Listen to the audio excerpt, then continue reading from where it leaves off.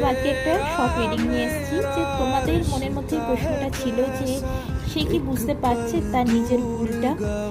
তো টাইমলেস যখন থেকে দেখবে রিডিং রেজনেট করবে, চ্যানেলটিকে সাবস্ক্রাইব করো যাতে এরকম রিডিং আরও পেতে পারো। তো হ্যাঁ বন্ধুরা, তোমার সেই মানুষটি তার নিজের ভুল বুঝতে পারছে, নিজের ভুল সে বুঝতে পারছে যে সে কি করেছে, সে কতটা অন্যায় করেছে। আজ সে রিগ্রেট করছে, আজ সে কিন্তু একটা ম্যাসিভ রিগ্রেট করছে যে আমার আরেকটু উচিত ছিল এই সম্পর্কে হার্ডওয়ার্ক করা, আরেকটু এফোর্ট দেওয়া উচিত ছিল, যেটা আমি দিইনি। আমার প্রচুর ভুল আছে, আমার প্রচুর নেগলেন্সি আছে, যার ফলে আজ এরকম একটা দিন এলো, আজ এইসব কিছু হলো। তোমার সাথে যদি কিছু খারাপ হয়ে থাকে তার জন্য সে কিন্তু আজ রিগ্রেট করছে। তবে প্রশ্ন, তাহলে সে কেন সেটা বলছে না? দেখো, সে বলছে না কারণ সে ইগোইস্টিক একটি মানুষ। সে মাথা নত করা পছন্দ করে না।